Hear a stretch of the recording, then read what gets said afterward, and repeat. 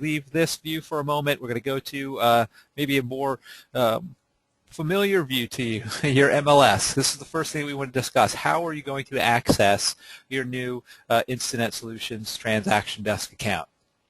So this is the, I think, login screen that you'll probably have seen as you've logged into the MLS recently. I'm going to click there to I've read this twice. Maybe read later. We'll come back to that. There we go. Because we want to get to that Home tab. We want to look at that Home tab. You're going to see links now in the external links to InstanetForms. Web forms will be available for the foreseeable future. That you will be able to continue to use that service. But we're here to talk about what will eventually completely replace that. And hopefully, for most of you, we'll start that transition today. I mean, this account is available to you. This is what we call the single sign-on link. So we are integrated with your MLS, not only here for what we call a single sign-on, where you can log in directly to your InstanetForms, your transaction desk account, right from your MLS. Click here. There's no requirements for usernames or passwords. You are simply logged into your transaction desk account. We have additional integrations with your MLS provider as well. So in addition to kind of the essentials of getting logged in, just to speak about it for just another 30 seconds, logging in for the first time that you click this link, your account will be set up. And we're going to go through those steps here in a moment. So just take in mind, emphasize, all of the account information in your MLS account, your name, your email address, your contact information, the office that you're associated with, all of that MLS detail is going to be used to set up your new transaction desk account. So take those. They are integrated in that way. They're also integrated from an MLS import standpoint. So I'm about the bottom third of the page by the hot sheets there. I'm going to click on single family, bottom third, bottom left, because we have what we call a one-click transaction integration with your MLS as well. I'm going to just click on one of these names, file names. There's some sold content here, which is fine. Just so you can see any property that you can access through your MLS, you will see that additional link to InstanetForms.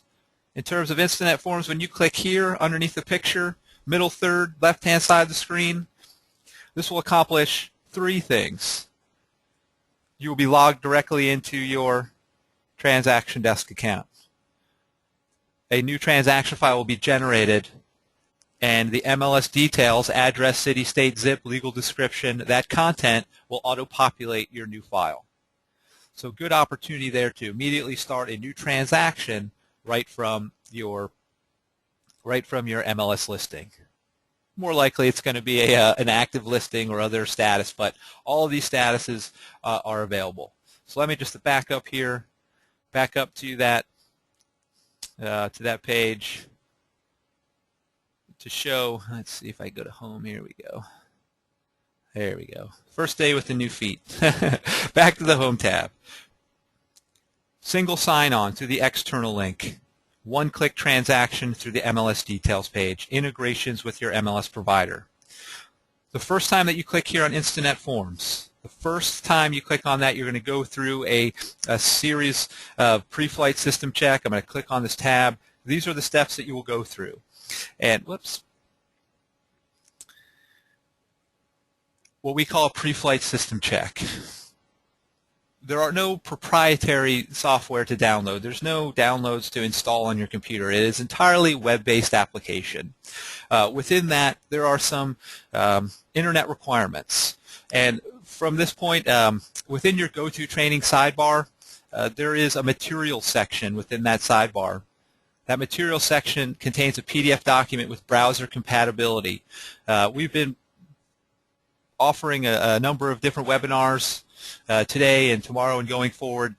Other webinars have been given doing using Internet Explorer and Firefox. Those are the browsers we do support for PCs. Internet Explorer, if you're on a Windows-based PC, Internet Explorer, Firefox, and really now Chrome. Chrome is a supported browser. We're going to use Chrome. It's a little bit different than Internet Explorer and Firefox, but it is supported. The other features that this is really going to emulate is for Mac users. Safari users for Mac will have a very similar experience to Chrome users on PCs. In addition to that, iPads and tablets, iPads and iPad 2s, all these devices are supported. Those devices, tablets, netbooks, Mac, computers, Google Chrome browser, just has a different forms editor than Internet Explorer and Firefox on PC. Majoritively because of Adobe plugin, and that's where we're going through this pre-flight. We've got some X's here and some green checks. Green checks means that those browser settings are correct. When they are not, or it finds maybe a potential issue, you're going to get a red X with instructions on how to take corrective action. On the Adobe plugin, it says it's false because in Google Chrome, in Safari for Mac, on iPads and tablets, those devices and browsers do not support Adobe Acrobat Reader. I mean, that's all it boils down to is those browsers, Chrome, Safari, they don't support Adobe plugin. So in those instances, we use an HTML5 based, different technology to support the forms. If you log in using one of these browser types, you're going to be notified. It's fine. Don't worry about it. Move forward.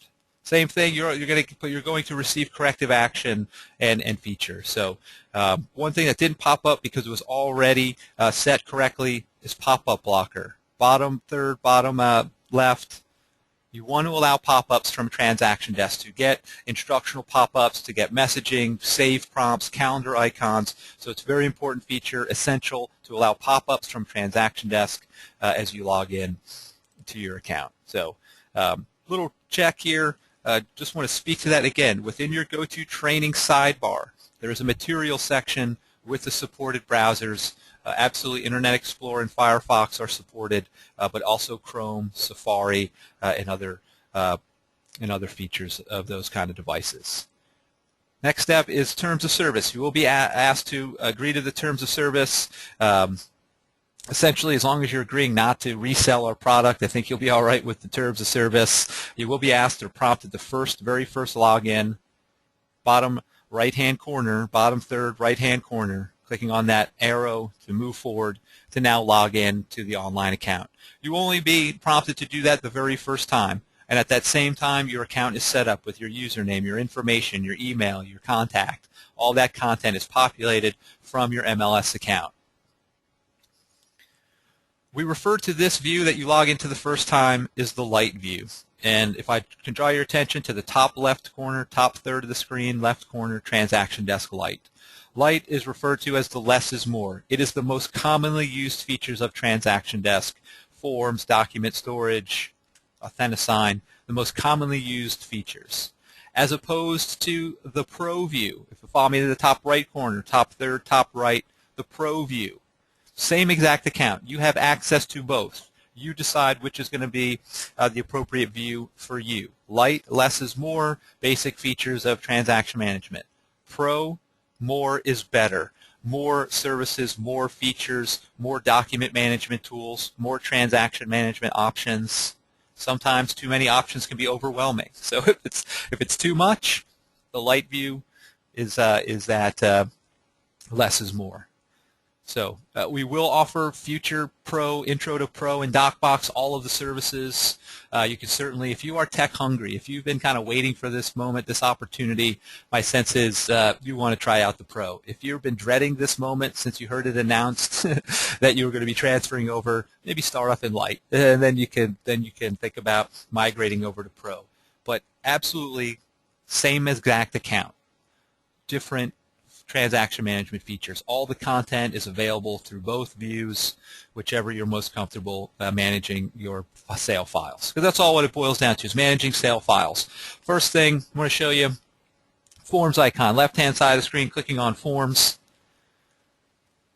that you can access the Forms library, that you can print a blank form. If that's all you want to do, if I'm going to lose a bunch of attendees now because I showed you how to print a blank form, all is fair. That's really what I call this, the Forms library view. Alphabetical order of all the forms, 154 forms, at least in my demo account. MLS forms, both Wisconsin and Minnesota forms, absolutely Minnesota forms, but also Wisconsin forms. If you are licensed to practice in both, you should have access to both. You may even have forms for custom office forms if your broker is participating in that. If they're not, they should be to get your custom office forms in the online forms library. So you can type them up, you can fill them out. Forms are online and fillable. Top left corner where it does say forms, we'll search for forms. You can search by form name, unique identifier of that form. You can look in potential folders. Middle of the screen, drop-down menu. You want to start pointing these out right now, these upside-down triangles. I'm going to emphasize these as we go through this demonstration. They are essential features of Transaction Desk. You are going to want to click on these triangles to yield these menus, options, features, identify those triangles. They all have menus that will be opened when you click on them. So who we want to search for, what name, buyer, in all folders, and there's the different foldering that it's currently set up. My guess is that it's very similar to the type of foldering structure you have now in your existing forms provider. In terms of forms, we're really just trying to make it as easy transition as possible. Clicking on the magnifying glass to search to reduce the amount of forms to just those that say buyer. 19 forms with buyer in the title. Focusing on the right-hand side, middle right-hand side, print blank. So you can line up the form. Maybe it's that buyer agency. I just want to print the blank form. I click on the printer icon, and it converts my fillable form to a PDF document. That's all that happens. It's now a PDF that I can print out. I can print the paper. To print it, I simply use the right mouse button. This is your chance to use that right mouse button. You've always wondered what it's for. Here it is. On the form itself, I usually just go to the form name, right mouse button, print. Print it to paper. Print out as many copies as you'd like to stuff in your desk. That's not really what this webinar is going to be about, though. We want to focus on creating transaction files, going paperless and online and to the cloud, typing up forms, getting them signed digitally, storing them online as digital documents. Can you do this? Sure you can. I'm going to click on Return to Forms, top right corner, return back to that form library. Go through alphabetical order, search. You can type forms up if you prefer before you print them out, but within the Forms library view, you're working with one form at a time. You're working basically from scratch. Each one of these forms is blank. You type up the blank form. So what we want to do is focus on transaction files, because it's not as common that you're going to work with one individual form. More likely that you're going to work with a form packet for a new buyer, a new seller, new prospect. So we want to create a transaction file. I'm going to go back to the Home tab. If you have questions about the form library, type them into that chat section. We can come back around to them or stay in there a little bit longer. But one form at a time. Type it up, print it out. We want to focus on transactions. Back to the home view of the Lite. Transactions. The transactions brings together all the elements of your member benefit. So I'm clicking on transactions. We're going to review a transaction first. Transactions, hopefully this emphasizes that yes, you can come back to a transaction file at any time. You can open that file. Clicking on the Zachary file, clicking on the file name to reopen this file. So maybe I'm updating it, revising it, delivering a document outbound to a cooperating agent or lender or loan officer. I can come back to the transaction file and work, revise, update, and manage. First tab, look in the top left corner, Transactions Detail page. Black, bold font there in the top left corner. Just below that, there's tabs. The Details tab, that's the one that's highlighted now. It's in charcoal gray. Content, and I've been using this MLS out, but we'll use it again to show that MLS integration to be able to import property information into our transaction files. We saw the one click. If I use that one click from the MLS, it populates this content for me. I can also do it from within my account, actually reach out to the MLS and pull the data in. So import, export that way. Not really export, but import from many locations is probably a better way to explain getting that MLS detail into your transaction files. Well, why? Well, what's the value? What's the benefit? Why would I want to go through those steps? So this content, these details, and I'm just scrolling down so you can see what other details there are: list price, earnest money, purchase, financing, date fields here at the bottom. This information will auto-populate the form fields. Any forms we add to this transaction will be populated with this detail from our transaction file. Point out a Save button here in the bottom right corner, scrolling back up to the top, doing the same. Save button there in the top right corner. But honestly, even if I move to the next tab, from the details to the contacts, as I move right to left to right here, if I had made any changes, I would be prompted. Pop-ups to prompt for save notifications. Didn't make any changes there, so I wasn't prompted. Contacts, same deal. Contacts, populate those printed name fields in our forms and contracts. Those printed name fields under those signature lines for buyers and sellers, for listing agents, listing brokers, selling agents, selling brokers. I add those contents to my transaction, and I can populate my forms with them. I want to point out this phrase, I would like to, because trying to continue to emphasize this is a very essential phrase, and you will always, every time and always you see that phrase, you're going to see the drop-down triangle. So those two are always, you might see the triangle without the phrase. So key in on those triangles, yield those menus. Add contacts, manage the contacts within your transaction file. Next step, forms. Next tab, moving left to right, forms. Add the forms. You can say I'm more of a minimalist in terms of forms, but pardon me, you can add as many forms from your forms library as you would benefit from having in your transaction. The step that is so nice, I always like to show it twice. I would like to drop-down menu, auto-populate forms. Recognize those phrases. Open those menus.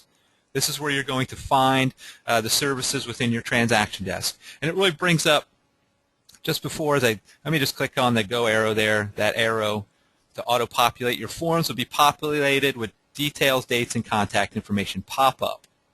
Generated pop-up, yes, that is okay with me.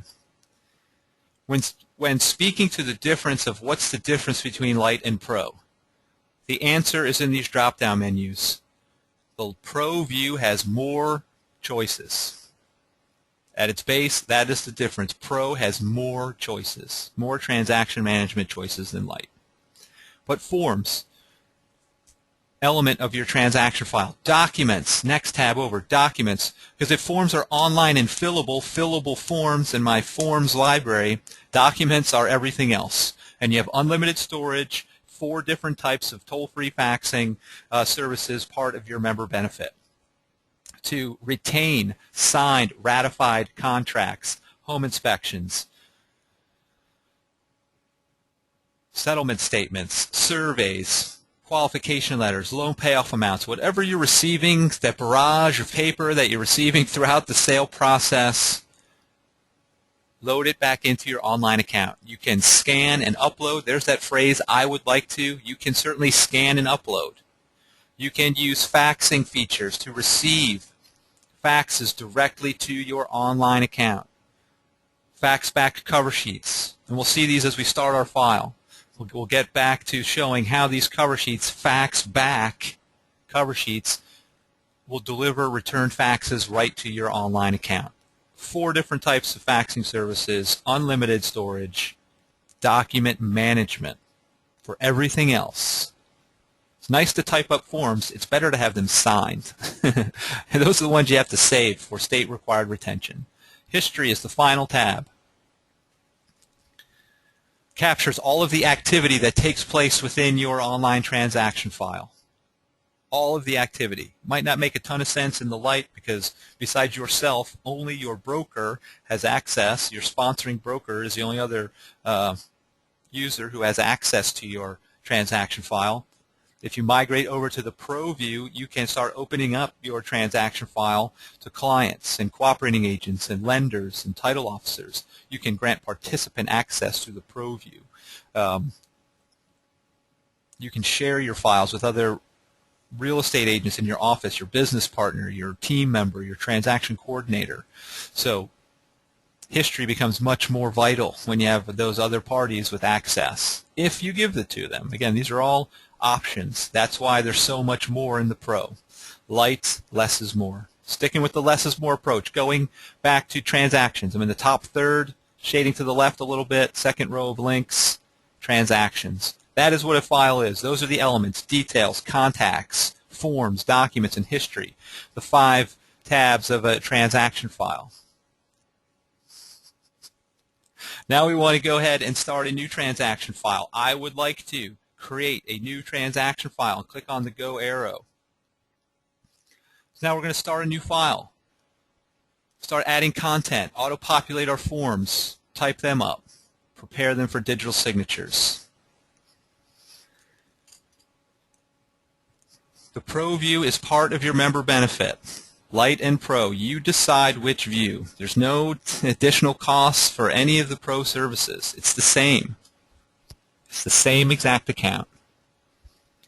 Sometimes it's just too much features for some users, so that's what it boils down to. Creating a new transaction. Starting a new file. This is the only required field. Take a good look at it. It's the only one you'll see within the Lite view, the name. Just go ahead and do a seller again. Seems like a good start. And my family of Solars, I'm going to make this Susie. Let me do it how I like to name mine. And again, however, this is free-form text. So however you like to name your files, however your office requires you to name your files, please move forward with that naming structure. Just be consistent. Everything else from here down is optional. Optional to start adding details about this specific file. The type of transaction, residential listing. Do I have input? Do I want to import? Nice feature about the integration, not only MLS data, but also tax data. So if you know the tax ID or you know the property address, you can search for that tax data. Import that into your new listing file. I'm going to stick with the listing data because you can import from any status. So this is the one I have. When you are importing from the MLS, just make sure your property type matches the MLS ID that you're using.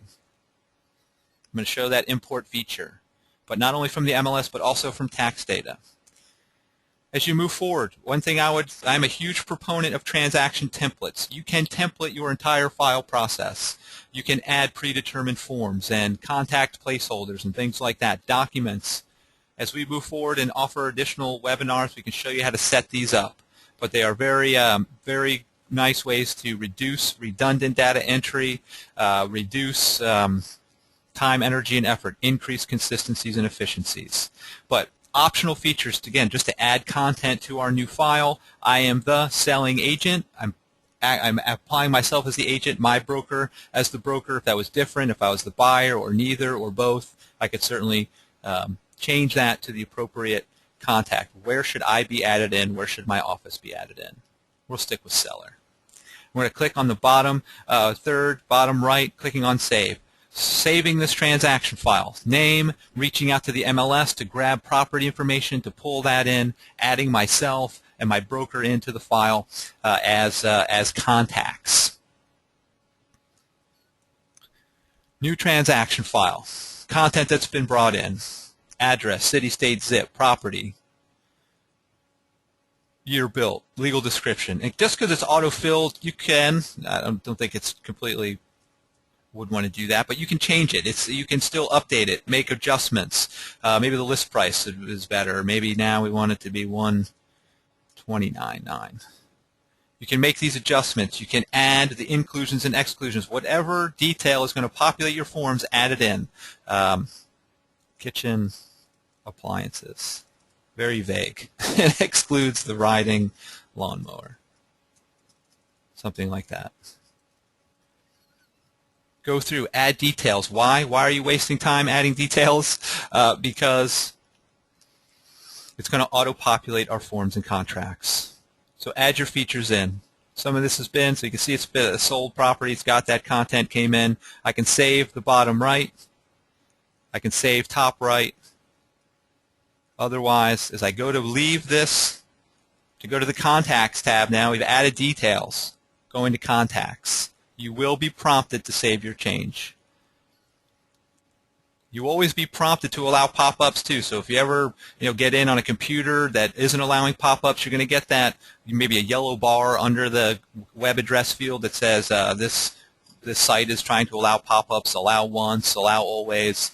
So you will typically be prompted each time a pop-up tries to hit and it's rejected. It's going to give you that opportunity to allow it. Contacts. Contacts have been brought over from our MLS import. Seller, listing previously, buyer's agent previously. So just to show off some of the features, anything that is added, whether it is or not, sorry guys, I would like to, drop-down menu, we can clean it up a little bit. If you're importing from the MLS, there's opportunities that additional unneeded content is going to be brought in. We can make those adjustments. If it's an active MLS, obviously, then just the listing agent will be brought in. This one was sold, so listing and buying were in there.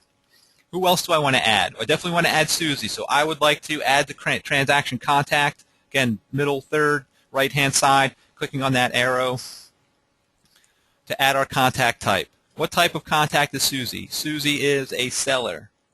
Old Susie sells a lot. Susie Solar is our client. Does she live at the property? Same as property address. Pull that in. Do I have any other content? Probably. Phone numbers. Throw a little Austin at you here. Email address.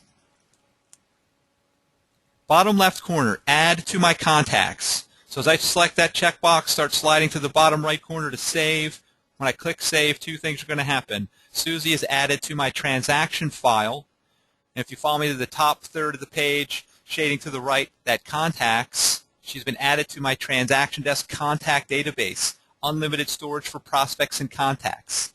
Integrations with Microsoft Outlook and Top Producer to import contacts into my online account. Now that Susie is in my contacts, I'll be able to import her into outbound email, outbound fax, Authentisign signings. I can reuse and pull her content into those other for features of my transaction desk account.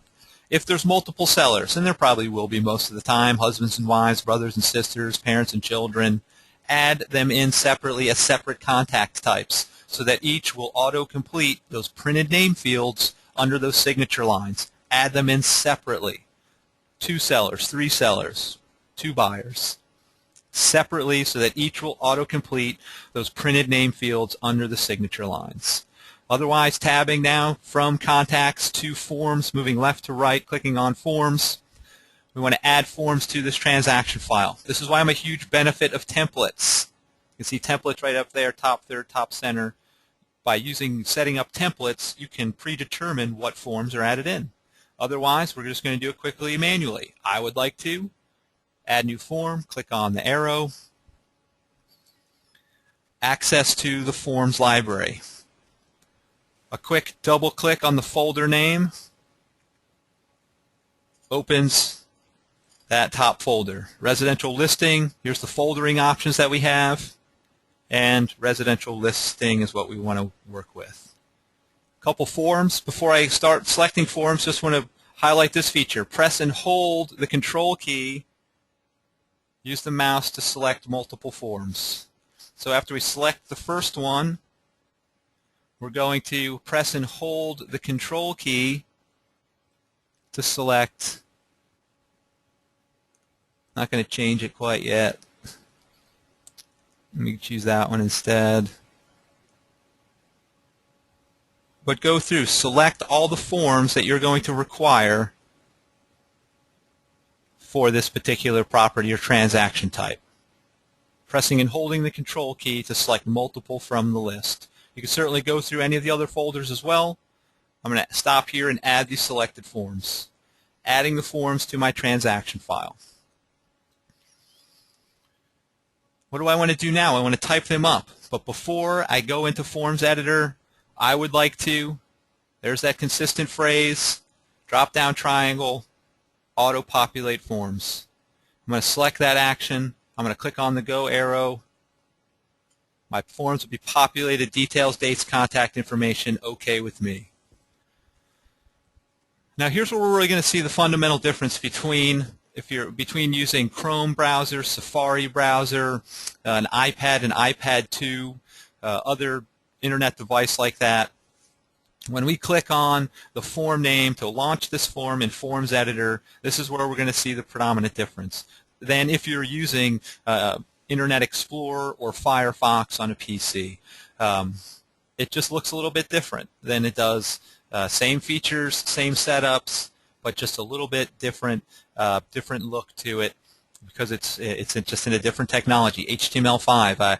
I would almost suggest they start getting used to this. I have a feeling that the whole Adobe Acrobat Reader platform, it will be slowly and steadily phased out in favor of the HTML5 because it supports more devices.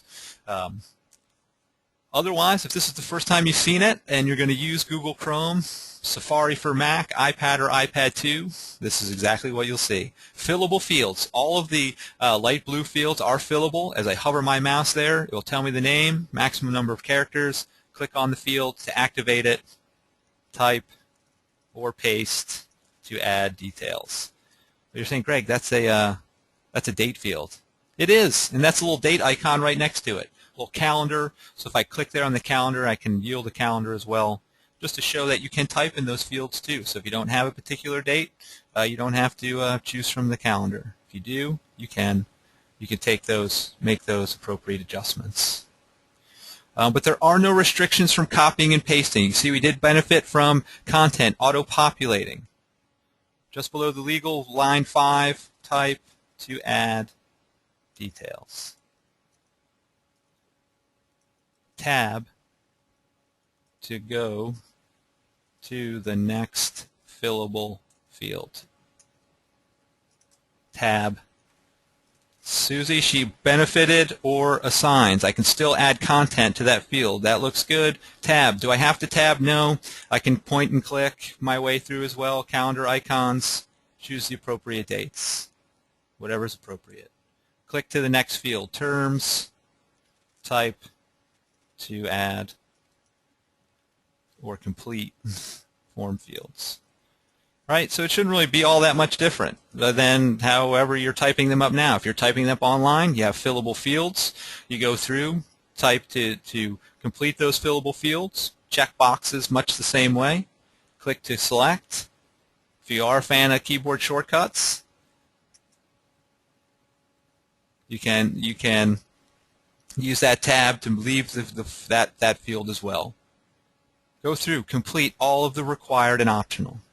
As you go through and you type, top left-hand side of the screen, I'm going to point out some of these drop-down menus now. So hopefully typing, pasting, those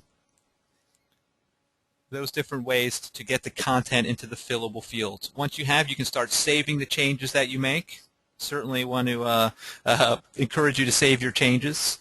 You can access new forms from the forms library. You can make or copy the form. You can clear it. You might want to steer clear of clear, but it's certainly a feature. Delete the form from your transaction file. Print it to paper. Probably these are the three you'll use majoritively. Print to paper. Send outbound via email or fax. Speak to these. Maybe we'll speak while we do. We'll hold off. Internet emailing, internet faxing. You don't need to be within 1,000 miles of a fax to send an outbound fax. You are instructing Transaction Desk to complete that action. Transaction Desk, or literally DocBox, faxes the document, emails you a notification of the successful fax send. Internet faxing, internet emailing, coming right from your InstanetForms Transaction Desk account. You are the sender. The address is do not reply at Transaction Desk. It's coming right out of your online account, delivering email and faxes. Font. Style, you can change the style, color, and size of the fillable fields for any of your forms and contracts. Once you set up clauses, you can then paste clauses into your fillable fields. So you can use that same exact language each and every time you have that specific sales situation. You generate the clause content, you then paste into Forms Editor. Transaction forms, I'm going to click on this one, because this will give us the list of each form that we have already attached to this transaction. So we can go through one form to the next. As we complete the exclusive right, we can go to the Internet display. As we type and save those, we can go to the showing contract. Right from Forms Editor, we can transition from one form to the next. Access to all the forms that we've added so far. Jump down to the different pages within this particular form. Access help. Online help is more tutorial based. Screenshots, Captivate videos, and instructions on how to complete actions. We also have toll-free dialing, tech chat, and additional support resources. So opportunities to manage all of those. But this is Forms Editor. Using Google Chrome, using iPads or iPad 2s, this is Safari on Mac. You would have this form editor.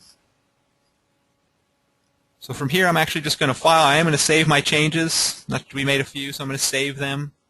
Time is of the essence now, though. I want to go back. I want to exit from Form Editor. Now that we've typed up our forms, we want to prepare them for digital signatures. So from the File menu, drop down, choosing to exit. This is really where the path will diverge in the wood for a lot of the attendees. Some of you will print. Some of you will email or fax. Some of you will start or continue to use digital signatures to get signatures and initials on your forms. From here, back at the Forms tab of our Susie Solar transaction, we've never left this transaction file. From the Forms tab, we can start delivering in bulk. I'm in the middle third left-hand side. I can select all the forms by clicking that top checkbox. I could certainly just group together the forms that I want to deliver and remove ones that aren't required. I would like to phrase again, what do I want to do? Do I want to email these outbound as PDF attachments or links within an email? Do I want to fax them outbound? Do I want to merge them together first, merge them to a PDF, and then print that PDF to go sit down and get signatures and initials, ink signatures on paper pages? All of these different options present themselves for how you want to get your signatures on the required forms and contracts. What we're going to focus on for our demonstration here, Authentisign. Top third of the page, right-hand corner, right from our transaction file. We've finished up, typed up our forms. We now want to prepare them for signatures. Clicking on Authentisign, we're going to access our Authentisign account. We're going to create a signing. We're going to import from our file to start our new signing. So we have some in here. Again, hopefully, these views help you emphasize the fact that you can come back at any time and manage these signings. By clicking on the signing name, you can review the progress and the status. You can update email addresses and resend invitation to participants. So we'll see that here in a couple minutes, but you can always come back and progress and manage and distribute opportunities there within Authentisign. All these features are one platform. Create new signing. Clicking on Create New Signing pop-ups. So again, value of pop-ups. What do we want to do? We want to create a new signing. We're creating a blank signing, which you can start from scratch, give it a name, add participants, upload forms, documents. We're going to import from our transaction, from a saved transaction. Exact same steps when I choose Susie and click on Continue. Exact same steps as starting a blank one, but when we're importing from a transaction file, we'll be prompted with file content. Name. Our file's been named for us. We might not want that name, so we can update it to the listing agreement and agency, something like that. Give it a name that you're going to identify. That might not be a good one, but I'm going to move forward with it. Name your file so that you can identify it from the list, and you can manage that signing process. Next, blue Next button, top corner. Again, if it's blank, that's blank. I'm importing from a transaction, prompted with transaction detail. For my sellers, who is going to be required to sign or participate in this signing? For ours here, so we can see the flow through of all the documents and so forth. I'm just going to add one signer. Susie will be the one signer that we're going to add to the signing. She will be a signer. I could certainly add myself. I probably have listing agent requirements on this document. So in all, you will want to add yourself to lots of different signings. You're going to want to add your clients and your brokers and other cooperating agents to signings. Add them in as signers, so they have signature and initial requirements. As reviewers, no initial or signature requirements, but access to the signing, to review the contracts for accuracy, to accept and review and accept. No signature or initials, but to review and accept. Carbon copy only, perhaps a lender, title officer that you just want to include so they get a copy of the final signed, ratified document. Everybody who participates gets a copy. This type of participant, that's all they get is a copy. So I'm not going to participate in the signing just for time, energy, and moving forward, clicking on Add Contacts. So my one that I added in for my file, I certainly have an option to add manually as well. Add a new participant. Just to click on it so you can see the steps. First name, middle initial if it's a required, last name. Somehow you can use the two to generate the appropriate LLC or other governing body of the property you're trying to sell. Email address. You can import from your contacts. So that's what that little business card icon is. If there's the first time they've ever been added, you can save right from here to your contact database. What does become important is this type. There are signing templates for the forms in your forms library.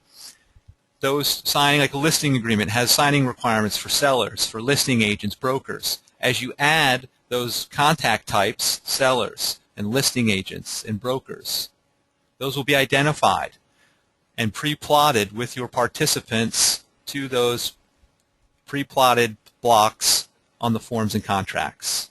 We're going to see that right now. Canceling out of here.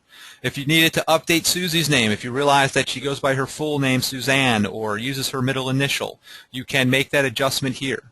You can adjust the participant's name to satisfy their signature requests. You want to do it here at the setup process.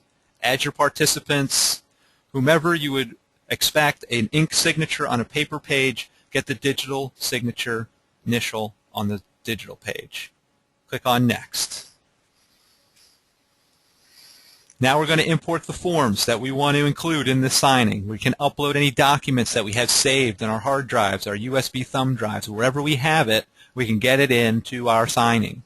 The forms that we type up, I'm just going to choose the one again just for expediency's sake. The forms that we type up will be applied with the signature template. It's going to click here to add documents. As I upload documents or upload other forms or contracts, we'll have opportunities to drag and drop signature and initial blocks for our signing participants. Let's quickly upload a file so you can see those steps. Top third, shading to the left there, upload a file. Clicking on that to gain access to those storage devices, my laptop, hard drive, my USB thumb drive. Where do I have this document stored? Add the file. Click on the plus sign to access. We are going to go to desktop and grab the browser tablet. And this is the one that is also attached to the trading that you're logged into right now. That browser tablet compatibility is in that material section of your go-to training. I'm going to upload that document into our signing now. PDF documents, Word documents, Excel spreadsheets, image files, all supported by Authentisign. You can upload all those different types of file formats into Authentisign. Whatever format, it's going to be converted to Authentisign document, so it will ultimately be locked down in an Authentisign document through this process. I launched this one for multiple reasons. One is because it gets flagged for potentially having landscaped or rotated pages, and we recommend you preview it by clicking on the form name. I'm going to click on that form name to take a preview to make sure that, do I need to rotate a page? Is it landscaped instead of portrait? Is that okay? Is it a survey or something like that that you want to rotate? Pages. And here, just want to scroll down, and we'll show the rotate and remove here in a second, but just to get a better sense of what I was talking about, Windows PCs, there's the compatibility. Again, this exact document is in the materials section of your go-to training sidebar. Mac, Safari, so forth. So you really have all those different browser compatibilities with Transaction Desk, InstanetForms, Authentisign. In the instance that we would like to rotate any of these pages, scrolling up back to the top again, yes, I want to rotate pages 1 and 2 90 degrees counterclockwise and rotate the pages. If we had plotted any initial or signatures, they would be removed at this point. So if we had gone in and realized that they were and then came back out, we'd have to replot any signatures and initials. They've been rotated. Maybe you need to remove some pages, delete pages. Middle third, right-hand side, maybe we want to just go ahead and remove pages 4 and 5. They've already been signed. They would just be redundant. So we're going to remove those pages. Delete them out. OK to continue. Adjust the documents that you upload. Any document can be uploaded for signing. Close out of the window. We've rotated, we've removed, we're closing. Select from individual forms. If you like the library view and the transactions just seem too much and you go in and type up forms in the library, you can import the forms into your signings as well. You can import documents from your document storage. You can fax and email documents into your signing as well. Different ways to get those documents into your online signings. Blue Next button to now prepare these documents, completed forms, for signatures or with signatures and initials. Because we're just plotting them right now, our participants will click to accept the plotted signatures. When they click to accept it, it applies their chosen signature style, their chosen initial style, which we will see. We're getting there, I promise. We're going to see that all the way through to the document being loaded back to the transaction file. Left-hand side of the screen, thumbnails, so I can go through the pages of this uploaded documents. Navigational tools, zoom in, zoom out, 1-to-1 ratio. I'm a fan of the fit width, so that it kind of removes those margins. Scrolling down the page, or here's more options, so you can undo moves, clear, exit, save. You can even print if you wanted to just all out, drop out and print the paper. You certainly have that option there as well. That's under the more options. You can use some of these drawing tools. Not going to go too much into it in detail now, but two that I like are the line annotation, so that you can do a strike over if you needed to make a little micro adjustment, line annotation. The other is the text tool. So you can type in a little statement or a new date or price or something like that. Little micro changes to your uploaded forms and contracts. Susie, our only signing party, but if you have multiple, you want to just notice that highlight. Whomever is the selected signing party will be highlighted in yellow. Whoever is highlighted in yellow will be the initial or signature or feature that is being dragged and dropped. I'm bringing an initial onto that page. I already noticed we missed one, so we're gonna fix that one up. Maybe that would be better for an optional one, so the seller could optionally. You know what? Let me do that real quick here. I'm gonna do an optional initial for the seller there, so they can accept or decline adding that initial to it. Don't know if that's right, but it's just going to give me a chance to show you some of these additional features. Otherwise, I'm going to go down to page 4. I'm going to see that Susie's been plotted. That's the template. It knows where these locations are. If there was a listing agent added to the signing, then a listing agent block would be placed here. If there was additional sellers, those additional sellers would be placed as well. Little date block applied along with that name signature field. If you have multiple initial requirements, scrolling down, I'd like to just show this feature, add initials to multiple pages, bottom third, bottom right, add initials to multiple pages, little input sheet. Where do you want the initials, top or bottom? left, center, or right. Whose? Of your signers, whose initials do you want added in? To which documents and to which pages?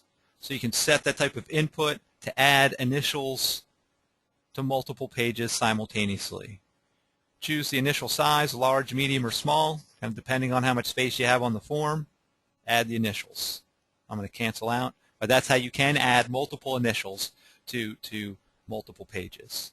Wherever you would require an ink signature on a paper page, please apply the appropriate digital signature or initial to the digital page. Once you feel that you have completed all those, we're going to go click on the blue Next, top third, top center, Next. To finalize. We still haven't finalized yet, which is good, because if we wanted to go back to Wizard Progress and add more participants, add more documents, add more signatures and initials, we could go back and make those adjustments to our signing. Otherwise, we can customize, verify the email address. Always want to make sure that it's correct. You can edit it here if you need to. You can even allow or create a custom message for your signing participants. Opportunities there. Just again, customize this for your for this unique signing event. That's really what it is. Each signing event's a pretty unique event. Otherwise, finalize and send. Big thumbs up. Clicking that button. Like any good program, it's not going to take your first answer as your final. Because when we click finalize and send, which I'm going to do now, finalize and send, we will have access to update email addresses and resend invitations. But the documents themselves, the plotted signature initial blocks, the date fields, those are locked in. They can't be changed. We cannot add more signers. We cannot add more initial blocks as signature blocks. Those features are locked down on that Authentisign document. Features of updating email addresses, resending invitations are available. The other document preparation is really shut down at this time. I am going to pause my screen for a moment here. I want to log into that Gmail account to show you here the throughput, if you will, the first signing participant, what they go through, their steps. Once they complete, then we can also see the final document routed right back to our transaction file and some of the final document management. About 10 minutes left, and we're going to make this happen. Reshowing my screen to show the invitation. Just below that, you can see you're being notified all throughout the signing process. You're going to receive email notifications. This one, invitation to review and sign. Clicking on that email, I now can click here, the words, or the big blue button. I'm going to choose the big blue button.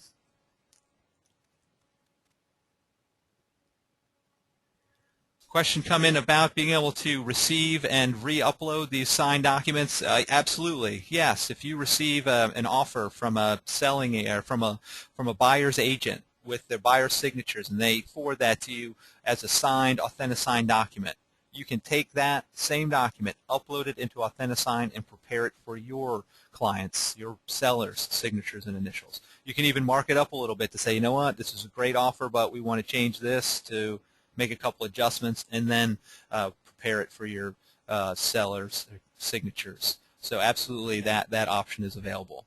The first time anybody who participates, and anybody means agents, brokers, anytime you participate in Authentisign for the first time, you're going to go through these steps. Terms of service. You are agreeing to participate in electronic signatures. That's all the terms of services. You know and are willingly participating in electronic signatures. You're preparing a little profile for yourself with a password. Well, you are using a username, but it's your email address. A password for yourself. Your participants will create their own password. You will not know what it is. Only themselves and Authentisign. They will be the only two folks who know what that password is.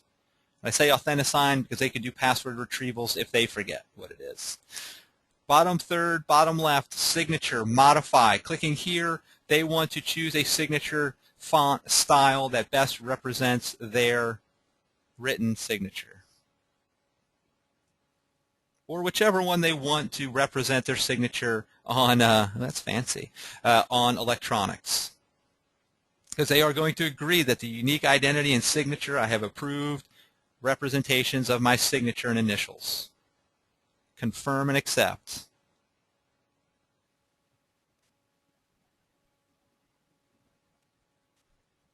They only go through that first time. That profile is set up.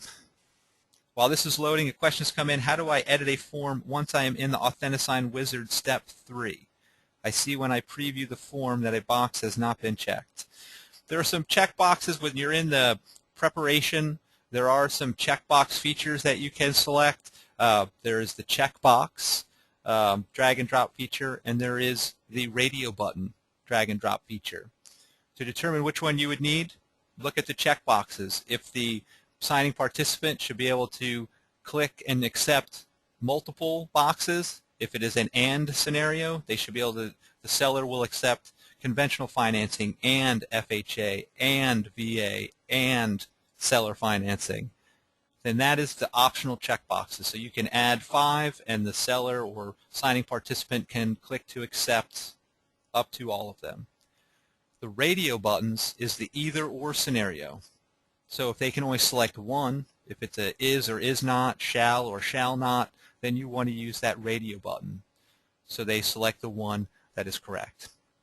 And just so everyone isn't a little bit lost, that is from that was on the wizard preparing the forms for signatures. These are additional drag and drop options that can be used to plot those features.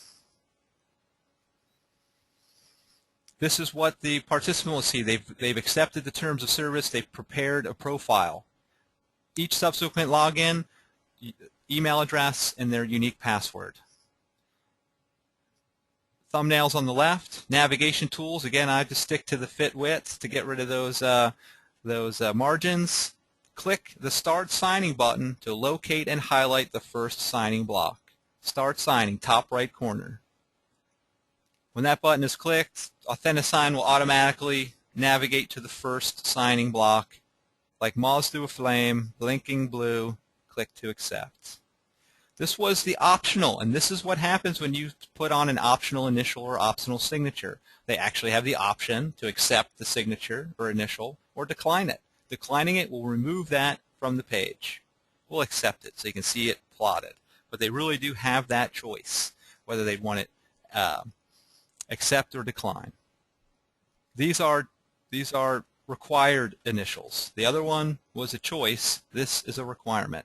And you can see as I click, I've got 3 remaining. As I click one, it takes me to the next.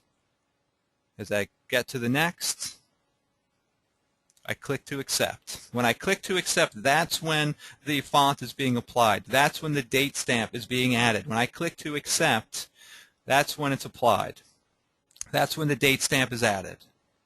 That is the feature that's going to be left on my final document. I've completed them all, but am I done? Well, I could be. I can done and accept all. If I click there, just like any good program, the first response is not the final, because I can always stay in review, and that's what I wanted to promote here. Your signing parties should stay in review. They should review the contracts. They should understand that they're signing legally binding, FHA approved, e-sign compliant, digital signature, e-signing for the forms and contracts. Once they understand, competently complete the signing. They're done. They've completed their portion of the signing. If you had multiple signers, the invitation would now be released to the second signing participant. They would go through the process. If there's more, they would just one person completes, invitation delivered to that next signing participant. People who have finished can come back and review the progress. They can see how far the signing's got. They will get a copy of the final signed document. So that's what we want to look at now. I'm going to leave here. I'm going to close out that. That's the email account. This is our transaction desk account. So many tabs, so many tabs. Back into our Authentisign. Let's click on Susie's now. Click on the link, and we can see the updates. It's going to be immediately updated. You're going to be getting email notifications when they completed the authentication, that first step. When they completed the signing, you're going to get notified when they go through those stages. Green, successfully completed, versions of the document, the final document. clicking on the final document so you can see what does it look like, what does that digital signature or initial look like, how is it captured, how is it maintained. It's maintained, it is a very robust Adobe Acrobat style file, and as I hover my mouse I'll be able to see pop-ups. It might be suppressing that a little bit, but you can see that the content has been added, the font style has been captured, date stamp was applied. All these features added to that online final document. Everyone who participated got a copy of this final signed document. Closing the document. Top right corner, because we're looking at right now, maybe I should before slow down a little bit. I know we're right at the top of the hour. Reviewing, just want to point out, I would like to phrase top third, top left side, I would like to. Resend final document, so you can resend it. There's always going to be features. If you have additional signing participants, you can resend invitations to those signing participants. You're going to have those options within. Top right corner, I'm going to return now to Transaction Desk. About 3 more minutes, just want to talk to you just quickly about the document storage, because as we come back into our transaction, clicking on Transactions,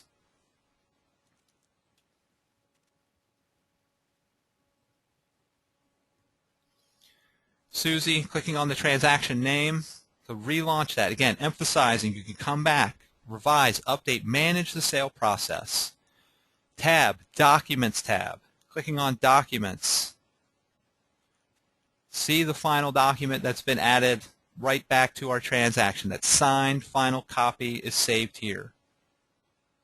Also a fax back cover sheet, so unlimited. You can upload documents, scan and upload, but use these faxing. We're going to talk to at least one faxing service. I think we talked about one already, outbound faxing. Any documents that you have saved online, any completed forms, you can fax outbound, internet faxing. Every time you do that, every time you send something outbound via email or fax, you're going to be prompted, do you want to include a cover sheet? Do you want to include a fax back cover sheet? Because that recipient of the email message, that recipient of the fax, will be able to use this cover sheet to return faxes directly back to your transaction file. It is brandable with your features. You can brand your account with your company logos. It is a fax back cover sheet. The sender uses it as the cover sheet. They dialed the generic toll-free. Out of the box, everyone uses the generic toll-free. It is the barcode that is unique. Our receiving faxes read this barcode, convert the paper fax to PDF, delivers that PDF directly to your online transaction file. Barcode technology. These cover sheets literally turn your fax machines into scanners. You feed your fax machine paper, starting with the cover sheet. Our receiving fax reads the barcode, converts paper to PDF, delivers the PDF to your online transaction file.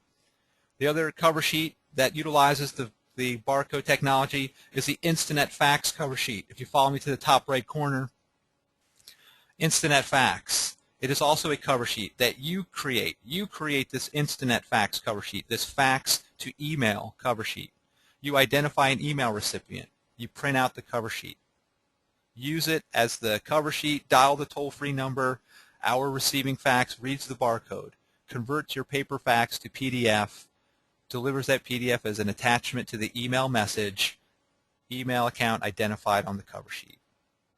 So different types of faxing services, all to just promote unlimited online document storage, clicking to return back to the document section of our transaction file, scan and upload documents in. I would like to upload documents. Same steps as when we added documents to our Authentisign. It's the same steps. Add, find, upload. Get those documents online. Available 24 hours a day, 7 days a week from any internet-enabled device. With that said, being very mindful of everybody's time, I'm going to go back to the home. I'm going to re-raise this audio message. Just want to pull up a couple email addresses and toll-free support before I start trying to answer a bunch of the questions that have been typed up during the session here. Toll-free support, 800-668-8768. If it is not a how do I question, if it's a what just happened question, then 800-668-8768, toll-free text support, available 8 a.m. to 7 p.m. Monday through Friday, Central Standard Time. There is tech chat, there's email as well, but that is our toll-free dialing. YouTube.com/Instinet Webinars. If you are a fan of recorded content, you can access all of our recorded content, anything from a 1 to 3 minute how do I to a 5-minute tutorial to a 60-minute overview. All of that content is available on YouTube.com/Instinet Webinars. That link is available through the material section of your GoToTraining sidebar. Generic login page. www.transactiondesk.com. If there be instances where you want to log into your Transaction Desk account without going through the MLS account, you can go to transactiondesk.com/login. If you can't log into the MLS on your iPad, you can log into your Transaction Desk account through transactiondesk.com/login. First name, last name, and a unique password. Have no fear, on that login page you can do a password retrieval to have your password emailed to the email address we have on file for you. It is the same as your MLS email. Opportunities there. If you would like to schedule a webinar for your team or office, more interactive, tailored to the time you have available and the content that you want to cover, to discuss implementation strategies to make sure everyone is getting the highest and best use, tungle.me/webinar Greg is our calendar for that, where you can sign up or set up those sessions. With that said, I want to thank everyone for their time, energy, and interest to participate in this webinar session.